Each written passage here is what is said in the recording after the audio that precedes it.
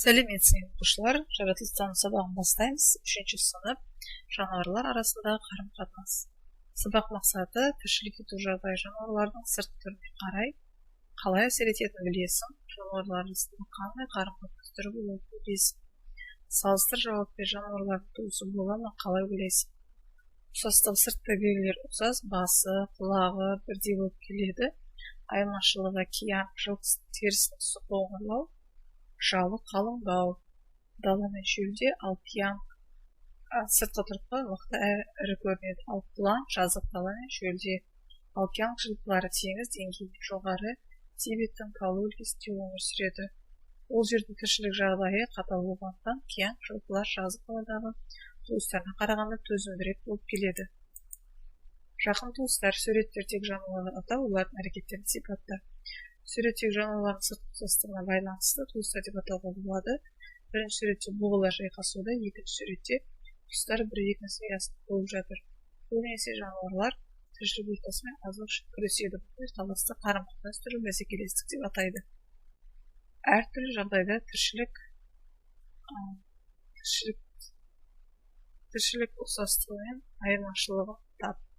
Түктары түкті үлкен ара, сыртқы түрінен кәдімгі араға ұқсас. Алайда пішіні жағынан үлкендеу, барлық ара сияқты түктары гүл шырынымен қоректенеді. Алайда дала арасы сияқты бал жинап сақтамайды. Себебі түктары бір жыл ғана өмір сүреді және басқа жәндіктерге қарағанда түкті ара суыққа төзімді болып келеді. Түлкі түсі жирен, сұрғылт сары, құлағының сырты қара не қара қоңыр бері ұзын. Қысқа сирақты, жүні тығыз әрі жұмсақ, реңі жыл маусымына қарай өзгеріп отырады. Селдір орманды, ашық жерлерді, өзенді жағалауларын, тау баурайларын мекендейді. Күндіз үнінде жатып, түнде қарай қорегін іздейді. Қарсақтың түлкіден айырмашылығы құлағы ақ, үлкен тұмсығы сүйір болады. Қарсақ шөл-шөлейтті жерлерде тіршілік етеді. Өсімдікке бай, ұлпан және аңғарлы жайларды тату етегін мекендейді. Бәсеке, қорек пен тіршілік мекені үшін күрес. Көршілер суреттегі жануарлардың қай шығы бірдей қоректенеді. Олар азық үшін бір-бірімен бәсекелеседі деп айта аласың ба? Жануарлардың келесі шығу туралы не айтасың? Бейтарап қарым-қатынас жасайтын жануарлар бір-біріне тиіспейді, әртүрлі азықпен қоректеніп, әртүрлі жерлерді мекендейді. Суретте қыс мезгіліндегі тиін мен тоқылдақ бір-бірімен бәсекелесе алады. Қыс мезгілінде екеуі де жәндіктер жоқ кезде ағаш туыстарын мекендейді. Тоқылдақ дән мен жаңғақты қорек қылады. Тиін мен бұған арасындағы қандай да бір байланыс болады. Тікелей қатысы жоқ, бірақ олар бір жерде мекендейді. Жануарлардың бір-біріне ықпал жасамайтын қарым-қатынасты тәуелсіз бейтарап деп атайды. Әртүрлі ортада тіршілік ететін туыстас жануарлар бір-бірінен сырттай қатты ұқсаған өзара айырмашылығы болады. Мысалы, тау шалғын мекендейтін түктараның тұсы дала арасына қарағанда қоңырға келеді.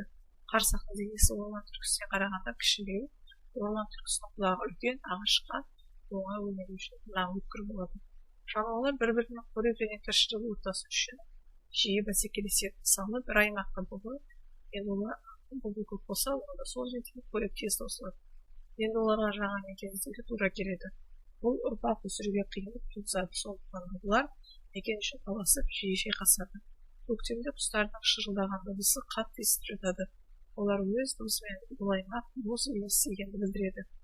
Бірдей қоректенетін жануарлар туыс болады, болмаса да бәсекелеседі. Мысалы, тиін мен тоқылдақ ағаш қуысын мекендейді.